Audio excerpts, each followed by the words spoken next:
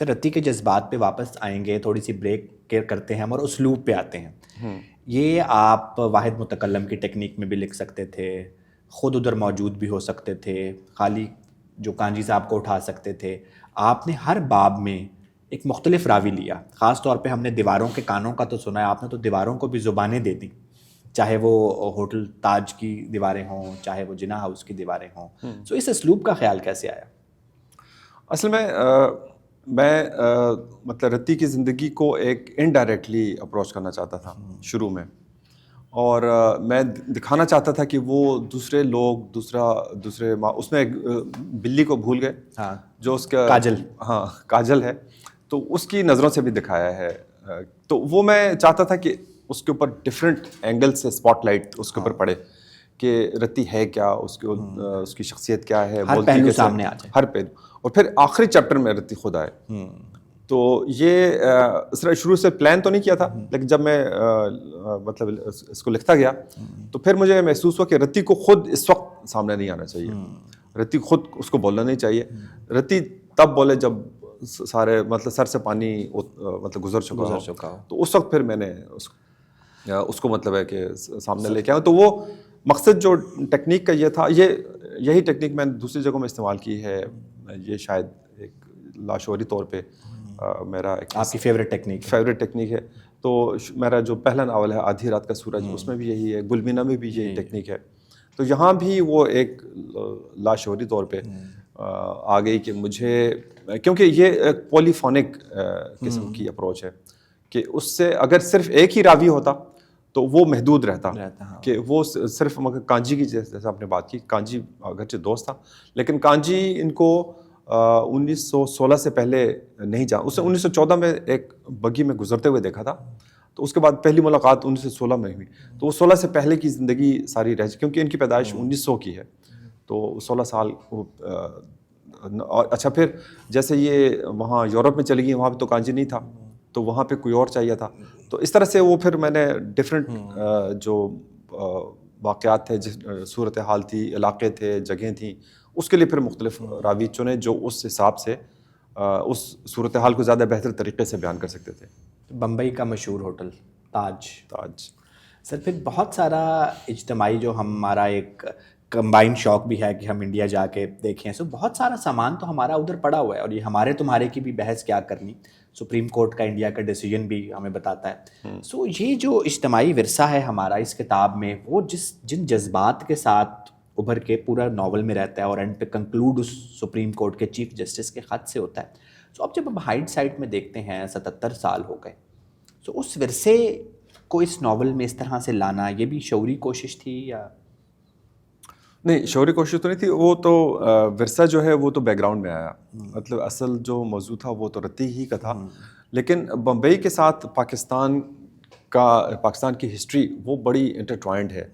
اب جیسے جو آپ نے شروع میں چیپٹر کا حصہ سنایا آپ نے, تو اس موقع پہ جب یہ رتی نے اور جناح نے احتجاج کیا انگریزوں کے خلاف, تو وہاں پہ لوگوں نے 65,000 روپے چندہ جمع کیا, جو اس زمانے میں کروڑوں, آج کے حساب سے کروڑوں کے حساب سے. تو وہاں پہ ہال ایک تعمیر کیا گیا جناح ہال کے نام سے. وہ جناح ہال آج بھی موجود ہے وہاں پہ.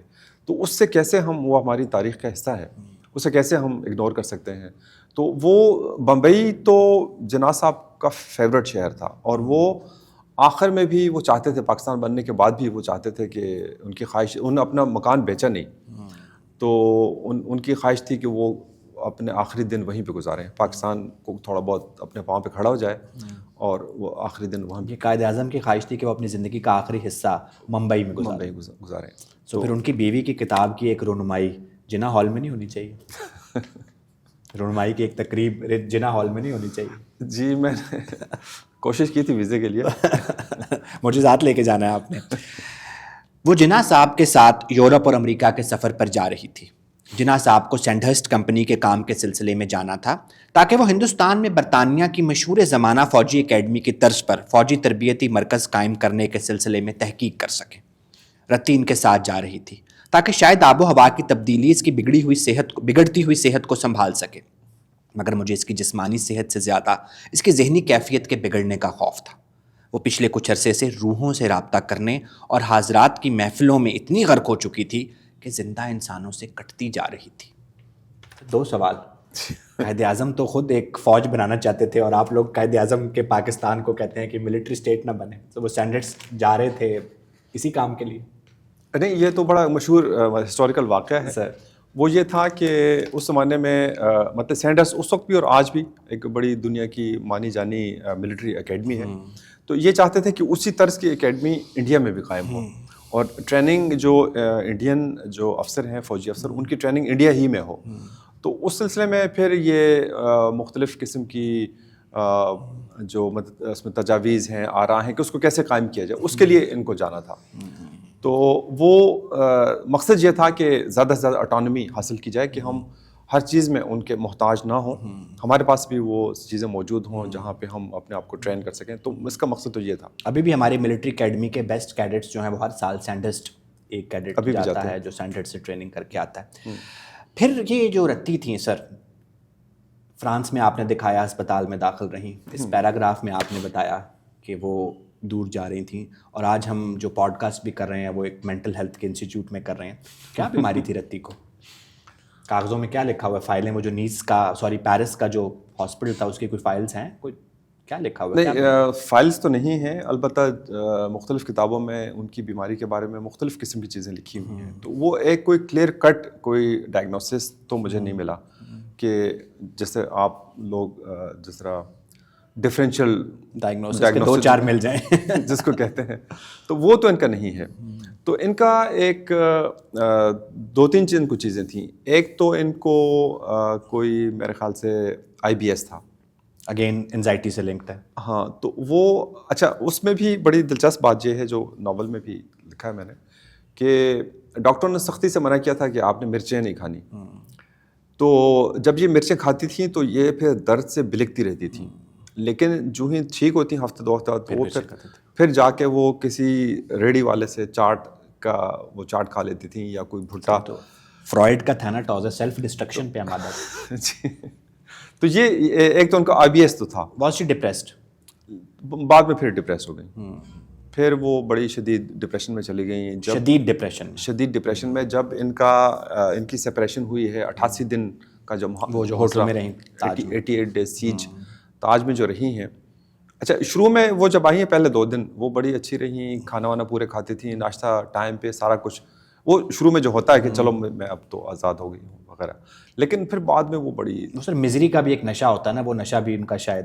ہاں, قائد اعظم کے ساتھ بے شک وہ میزریبل رہ رہی تھیں, لیکن ایموشنلی انسٹیبل پرسنالٹی کے بیک گراؤنڈ کے ساتھ آگے انزائٹی اور ڈپریشن ریلیٹڈ ایشوز, اور اسی میں شی ڈائٹ جس میں بہت ساری سیلف ڈسٹرکشن بھی شامل تھی. مطلب ہم کہیں وہ منٹو کی طرح ڈائریکٹ سوسائڈ نہیں تھی, لیکن سیلف ڈسٹرکشن شامل تھی.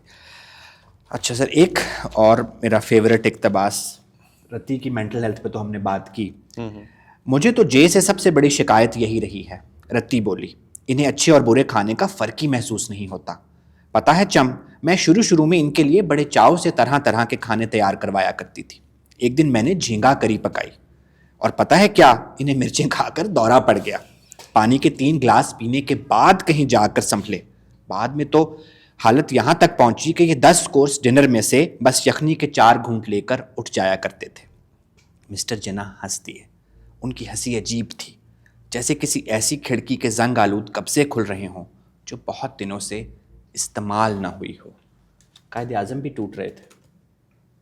وہ جو 88 دن کا محاصرہ تھا وہ صرف رتی ہی پہ گرا نہیں گزرا, تو یہ خود بھی بہت زیادہ اس سے ڈسٹرب ہوئے, اور ان کے جو جاننے والے ہیں, دوست ہیں, دوسرے لوگ ہیں, وہ ہمیں بتاتے ہیں کہ یہ بری طرح سے ٹوٹ گئے تھے.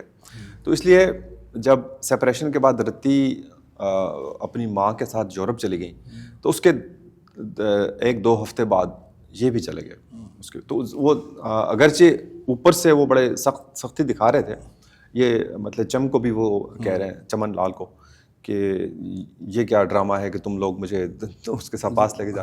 تو وہ لیکن اندر سے آپ کو لگ رہا ہے کہ وہ چاہتے تو مہینوں نرسنگ ہوم میں یا وہ جو ہاسپٹل میں ساتھ رہنا, اس کے ساتھ رہنا, اور وہ اور وہ ہنسی بھی اسی طرح کی ہے کہ وہ رتی کی خاطر وہاں پہ ہنس رہے ہیں اور اس کو کھانا کھلا رہے ہیں, اس کی کیئر کر رہے ہیں, ڈاکٹر ارینج کر رہے ہیں اس کے لیے, تو پوری طرح سے کوشش کر رہے ہیں. حالانکہ رتی ان کو چھوڑ کے گئی ہوئی تھی, لیکن اس کے باوجود انہوں نے پورا اس کا خیال رکھا. اور اس دوران پھر آپ نے دیکھا ہوگا اسی میں کہ وہ ہندوستان کا ایک بڑا ہی ایک ایسا لمحہ تھا 1928. نہرو رپورٹ آ گئی تھی, بڑا ہنگامہ یہاں پہ تھا, ان کی ضرورت تھی, ان کو خط لکھے جا رہے تھے, تاریں ان کو لوگ بھیج رہے تھے کہ آپ جلدی پہنچیں کہ مسلمان آپ کے بغیر کسی ایک جگہ پہ اکٹھے ہو نہیں سکیں گے.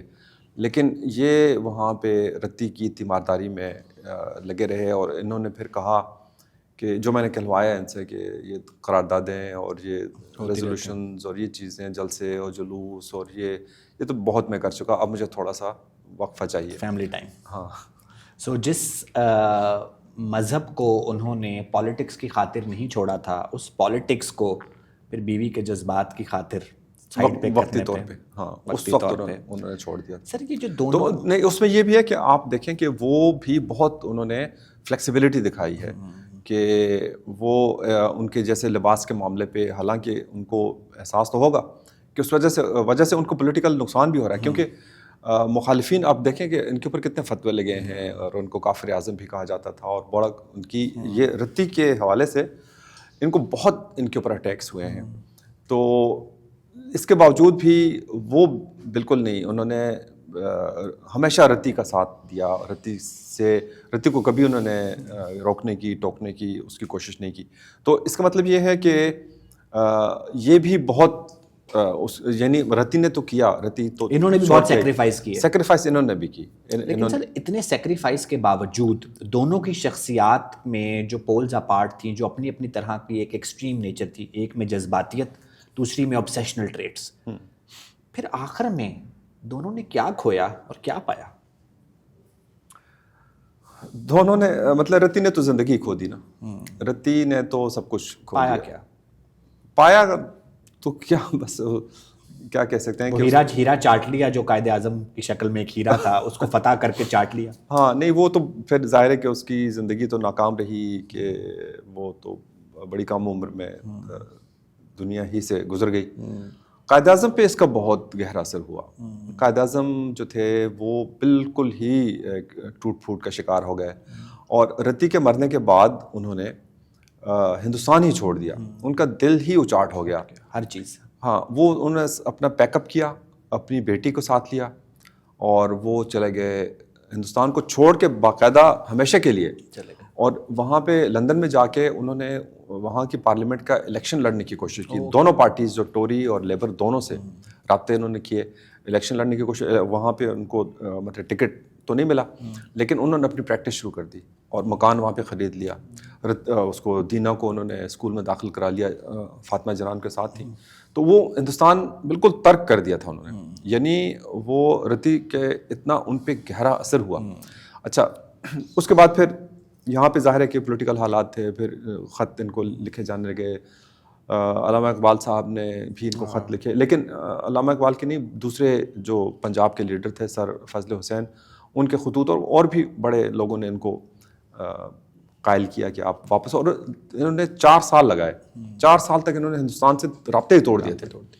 اچھا, پھر ان کا جب یہ واپس آتے ہیں تو ساؤتھ کورٹ جو مکان جس میں رتی شادی کر کے آئی تھیں, تو وہاں نہیں گئے. یہ دوسرے اپنے مکان میں, وہ اس میں کولابا میں ایک مکان تھا, وہاں پہ لٹل گبز روڈ, وہاں پہ یہ شفٹ ہوئے اور انہوں نے اس کو مسمار کرا دیا. ساؤتھ کورٹ کو بالکل انہوں نے گرا کے اس کی جگہ ایک نیا گھر بنایا, جس کو ساؤتھ کورٹ کی دیواریں پھر اس ناول میں رہ گئیں. ساؤتھ کورٹ کی دیواریں, ہاں, وہ منہدم ہو گیا. اور پھر وہ نیا گھر بنوایا, اور جیسے یہ تو انہوں نے پرانا گھر لیا تھا. رتی کے جو سے خواہشات تھی, ہر عورت کی ہوتی ہے کہ یہ گھر اس طرح سے ہونا چاہیے, سنوارنا. پھر اس کے جو رتی کی خواہشات کے مطابق انہوں نے, رتی مر چکی ہے, 4-5 سال گزر گئے, لیکن پھر نیا بہت دیر کر دی, مہربان. اچھا, پھر بعد میں انہوں نے نہرو کے نام خط لکھا تھا جب پاکستان بن گیا, اور ایسی خبریں چلنے لگیں کہ ان کا جو مکان ہے جناح ہاؤس, اس کو ایواکوی پراپرٹی قرار دے دیا جائے گا اور کسی کے حوالے کر دیا جائے گا. تو انہوں نے نہرو ان شدید پولیٹیکل رائیول اس کا نام خط لکھا اور اس سے کہا کہ I build this house brick by brick, تو اس کو تم مہربانی کرو اس کو ایواکوی قرار نہ دو, اس کو کسی ڈپلومیٹ کو کرائے پہ دے دو یا کچھ اس طرح سے کرو. تو وہ جو فکرہ ہے نا کہ I build this brick by برک, وہ بڑا ایک پوائنٹنٹ ہے, اور وہ برک بائی برک وہ رتی کی خواہشات کے مطابق. اس کا ایک اور پرسپیکٹیو یہ ہے کہ اگین جو آج بھی ہو رہا ہے کہ جو اشرافیہ ہے اس کا تو آپ کو برک بائی برک نظر آیا, تو جو عام آدمی برک بائی برک وہاں چھوڑ آیا اس کو 77 سال بعد بھی آپ پروسیس ہم دونوں نیشنز کرنے کو, ہر بندہ برک بائی برک بناتا ہے, اور ون فائن مارننگ آپ نے کہا تم ادھر چلے جاؤ, تم ادھر چلے جاؤ. یہ تو المیہ ہے. سر دونوں نے مل کے ایک بچی پیدا کی جس پہ دونوں نے کوئی توجہ نہیں دی. صحیح. سو ایک بندہ جو ہماری قوم کا باپ ہے, قائد اعظم ہے, وہ باپ کے طور پہ کیسا تھا, اور ایک ملکہ جذبات ماں کے طور پہ کیسی تھی. اس ناول میں تو دونوں کی تصویر مجھے ایز پیرنٹ اچھی نظر نہیں آتی.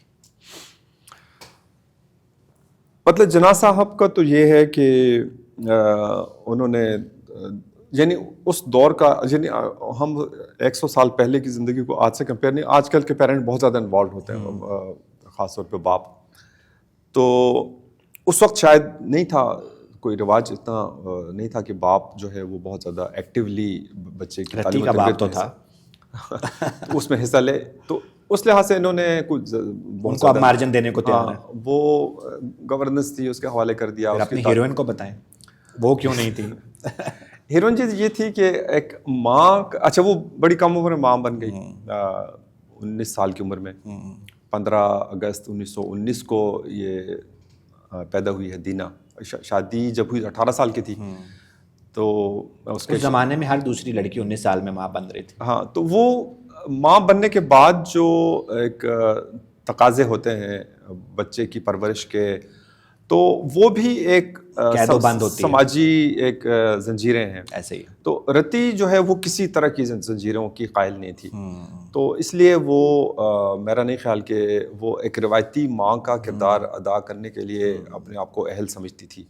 تو وہ شعوری یا لاشعوری طور پہ اس نے دینا کو اگنور کیا اور اس کو انگریز گورننس کے حوالے کر دیا. جانوروں کے بچے جو بالکل آپ کے ہر چیز پہ چلیں وہ تو ٹھیک ہے, اپنا ہی بچہ چونکہ وہ اس کے ساتھ ایک پیکیج میں لاس آف فریڈم آتا ہے, تو اس کو آپ, تو وہ دینا کا دکھ بھی ہے. تو وہ میں نے 2 چیپٹر دینا کی زبانی بھی کیا ہے. وہ دینا کو احساس ہے, حالانکہ وہ چھوٹی بچی ہے, لیکن اس کو احساس ہے کہ جب ان کا بلا جو تھا شاپور, وہ جب بیمار ہوا تھا تو انہوں نے اپنا بڑا امپورٹنٹ ٹرپ کینسل کیا, الہ آباد جانا تھا, وہ ٹرپ کینسل کر دیا تھا. اور وہ روزانہ کانجی کو تار بھیجتی تھی کہ آج شاپور نے یہ کھایا اور آج اس کا بخار اتنا ہے اور آج یہ.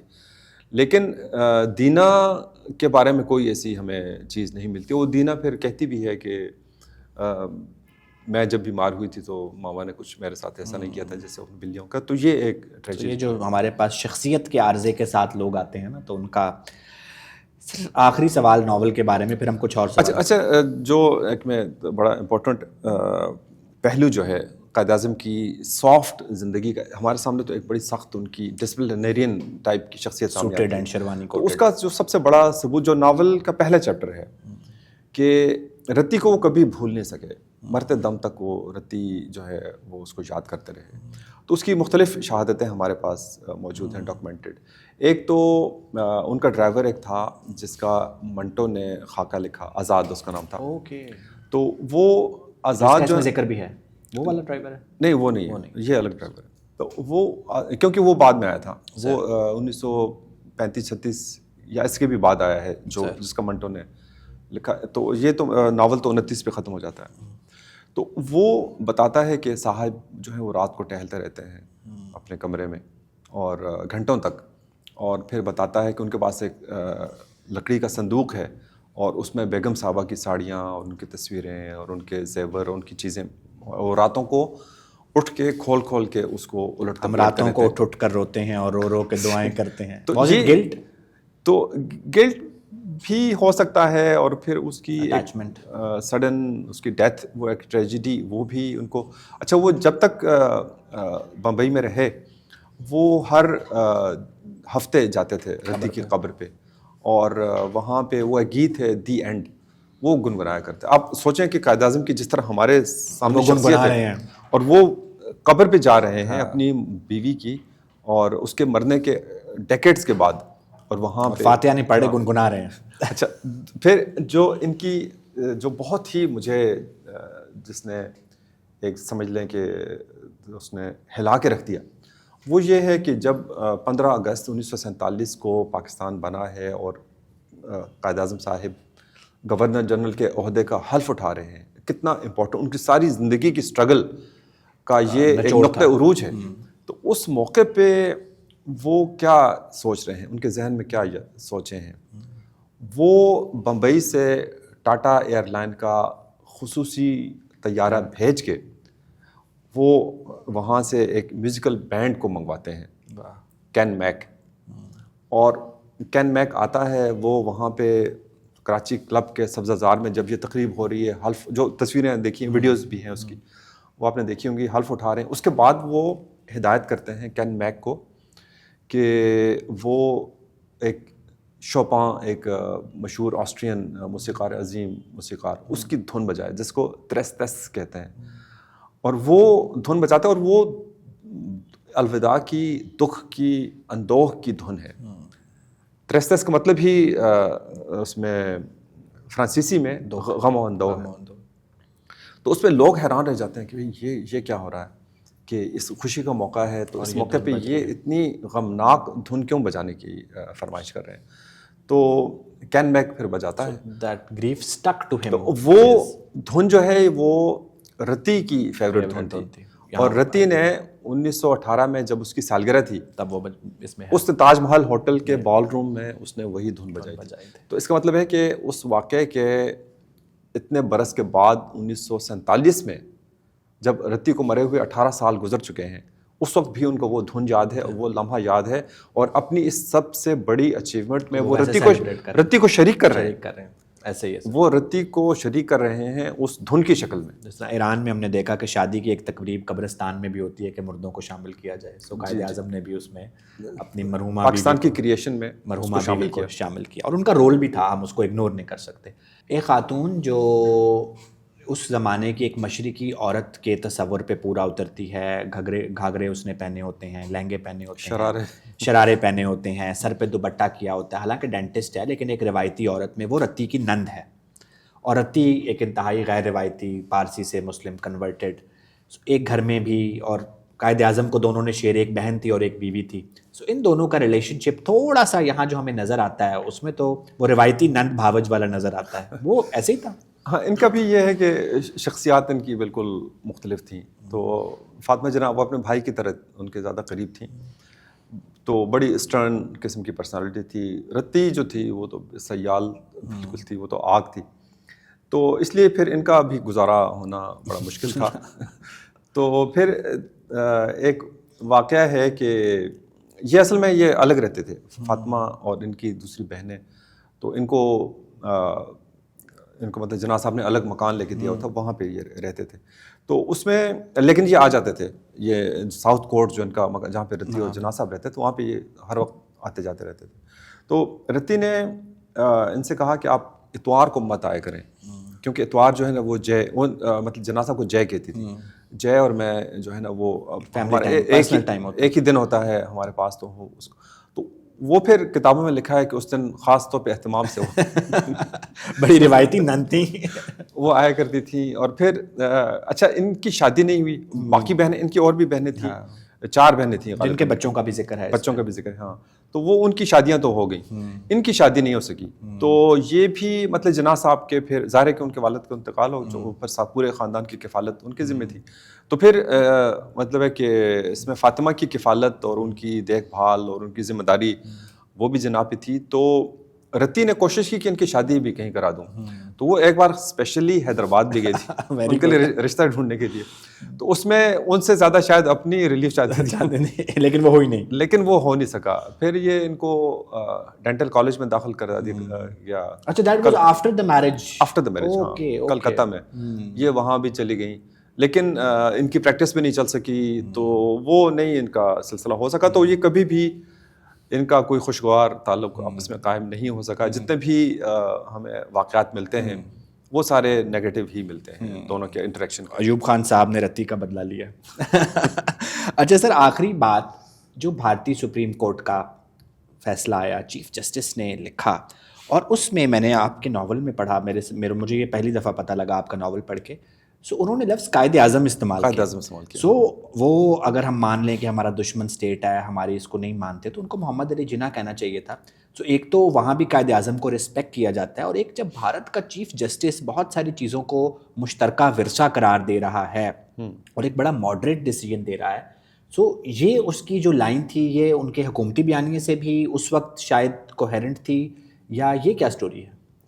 اچھا, یہ بہت ہی دلچسپ بات ہے کہ supreme court, Indian supreme court کی ججمنٹ کے اندر قائد اعظم صاحب کا اور رتی کا خاص طور پہ ذکر آیا ہے. تو یہ جب میں لکھ رہا تھا تو یہ اس ریسرچ کے دوران یہ چیزیں میرے علم میں آئیں, تو میں نے کہا کہ اس کو تو اسپیشلی شامل کرنا چاہیے. تو اس کا مطلب یہ ہے کہ ہمارے عام لوگوں سے انڈین جو ہیں وہ زیادہ باخبر ہیں, کہ ان کو پتہ ہے کہ جو یہ جو اصل میں واقعہ ہے وہ تاج محل ہوٹل پہ جب حملہ کیا تھا یہاں 2008 میں, جب ممبئی اٹیکس کے نام سے یہاں سے لوگ کچھ گئے تھے, اور جس میں اجمل قصاب شامل تھے. اجمل قصاب خود تاج محل نہیں گئے, انہوں نے وہاں پہ جو وکٹوریا ٹرمینس ہے وہاں پہ حملہ کیا تھا, لیکن ان کے 3 ساتھی تاج محل میں گئے تھے, اور تاج محل کو انہوں نے پوری طرح سے تباہ کرنے کی کوشش کی, آگ لگا دی تھی اس کو. تو تاج محل کے ساتھ رتی کی اور جناح صاحب کی جو یادیں تھیں, تو وہ ہمیں نہیں پتہ, لیکن وہ انڈین سپریم کورٹ کے ججوں کو یاد تھی. تو وہ ججوں نے اچھا پھر جج کے ان کا یہ مقصد تھا کہ کیسے ہماری حکومتی پالیسی ہو سکتی ہے کہ ہم اپنے قائد اعظم کی یادوں کی جگہ کو مسمار, سو وہ ہماری کچھ فیور میں تھا ڈیسیجن؟ نہیں, وہ فیور میں نہیں تھا, وہ تو ایک طرح سے وہ کہ اپنے ہی قائد کی یادیں مسمار کر رہے ہو, وہ اس قسم کا تھا. وہ یعنی اتنے یہ جاہل ہیں, اتنی ناسمجھ ہیں کہ یہ اس جگہ کو تباہ کرنے کے لیے آئے ہیں, اور ان کو کیا معلوم ہے کہ اس مقام کے ساتھ ان کے اپنے قائد اعظم کا لفظ اسی لیے استعمال کیا کہ وہ یہ کہنا چاہتے ہیں کہ آپ کے جس کو قائد اعظم سمجھتے ہیں, تو آپ کو پتہ ہے کہ اسی تاج محل ہوٹل کے ساتھ اس کی کیا یادیں ہیں. تاج محل ہوٹل وہ ہے جہاں پہ رتی کی 18ویں سالگرہ منائی گئی, اور اسی سالگرہ میں انہوں نے شادی کا فیصلہ کیا, کیونکہ وہ میجورٹی کی ایج, بلوغت کی عمر حاصل کر لی تھی, اور جہاں وہ 3 ماہ رہی. تاج محل میں 88 دن وہ رہیں. تاج محل کے ساتھ جناح صاحب کی بھی بہت ایسوسیشن ہے. تو وہ جج صاحب یہ اصل میں وہ یاد دلانا چاہتے تھے کہ کیا ان لوگوں کو یہ معلوم ہے, اور ظاہر ہے کہ ان کو نہیں معلوم تھا. ان کو کیا معلوم تھا کہ یہ تاج محل کیا ہے. دونوں ناولوں کا اینڈ ڈسٹرکشن پہ, دہشت گردی پہ, خودکش بم دھماکوں پہ. تو یہی انسان کی معراج ہے, اور یہی وہ آپ کا جو ارتقا بھی ہے وہ یہاں لے کے آ رہا ہے ہمیں. بس دیکھیں کہ دونوں ناولوں کے نام بھی خواتین کے نام پہ ہیں, گلمینا بھی اور رتی. تو ٹریجڈی بھی جو ہے نا وہ بنتی ہے خاتون سے. مرد کو آپ جتنا الٹا بھی لٹکا دیں تو اس میں وہ ٹریجڈی اس طرح سے آتی نہیں ہے, کیونکہ عورت جو ہے نا وہ عورت ہماری تہذیب کی سب سے بڑی نمائندہ ہوتی ہے. تو وہ پھر آپ کی تہذیب کی شکست و ریخت اور انہدام وہ وہاں پہ آپ کو نظر آتا ہے.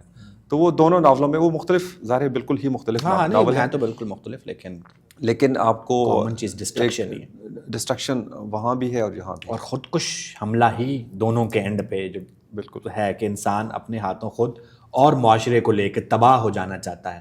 یہی ایولیوشن ہمیں یہی لا رہے پھر, جس کے آپ بہت بڑے دائی ہیں. ایولیوشن تو بلائنڈ ہوتا ہے, ایولیوشن کا کوئی مقصد نہیں ہوتا. بلائنڈ ہے, پروڈکٹ ہمیں یہ دے رہا ہے.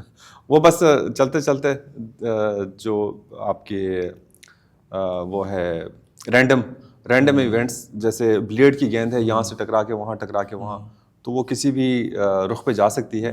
لیکن پھر آپ کو جب لکھ رہے ہوتے ہیں اور چیزوں کو نریٹ کر رہے ہوتے ہیں تو پھر آپ کو کوئی ایک رخ تو دینا ہوتا ہے. تو وہ رخ دونوں کا ایک انہوں نے خود متعین کیا کہ یہی اس کا انجام ہو سکتا تھا. جس طرح انسانیت کو ایولیوشن کا سفر فنا کرے گا, رتی کو جناح کے رویے نے فنا کیا. رتی کا یہ تھا, جس طرح میں نے بتایا نا کہ وہ جتنی حدت و شدت سے جل رہی تھی, جس طرح سے آپ اسٹرانومی میں چلے جائیں تو کچھ ستارے جو کہ زیادہ تیزی سے شدت سے جلتے ہیں ان کی عمریں بڑی کم ہوتی ہیں. وہ 5-10 ملین سال کے اندر ہی وہ اپنا سارا ایندھن جلا لیتے ہیں اور اس کے بعد وہ سپر نووا ایکسپلوژن کی شکل میں پھٹ جاتے ہیں. تو رتی نووا بھی ایک اس طرح کا ستارہ تھا جو بہت جب سپر نووا ایکسپلوژن ہوتا ہے تو وہ اس کی روشنی اور اس کی طاقت اتنی ہوتی ہے کہ وہ پوری گیلیکسی کو آؤٹ شائن کر لیتا ہے. تو رتی نے بھی یہی کیا کہ اس کے اندر اتنا ایک انرجی تھی, اس کے اندر اتنی توانائی تھی کہ وہ بہت زیادہ حدت سے, بہت روشنی سے, بہت توانائی سے جلی اور اس اپنی ہی آگ میں اس کی اپنی زندگی بھی آ گئی. سر تھینک یو سو مچ. بہت شکریہ. ناظرین, جس طرح اس ناول کے ایک منظر میں جمشید ٹاٹا صاحب بحری جہاز پہ اپنے تاج محل ہوٹل کے گنبد کو دیکھتے ہوئے جا رہے ہوتے ہیں, اسی سمندر سے جو ہوا آتی ہے انرجی کے ساتھ ممبئی کے ساحلوں میں, رتی اسی ہوا کی طرح تھی جو قائد اعظم یعنی محمد علی جناح کی زندگی میں بہت جوش کے ساتھ آئی, بہت انرجی کے ساتھ آئی. لیکن وہی ہوا جب ممبئی میں آتی ہے اور پلوٹ ہو کے اپنی انرجی لوز کر کے واپس چلی جاتی ہے, سو رتی بھی اپنی انرجی قائد اعظم کو دے کے, اپنی پاکیزگی, اپنی حدت قائد اعظم کو دے کے خود فنا ہو گئی. اور یہ فنا آپ کو اس ناول کی ہر لائن میں ملے گا. سو ایک دفعہ یہ ناول ہر پاکستانی کو, ہر ہندوستانی کو ضرور پڑھنا چاہیے. Thank you so much.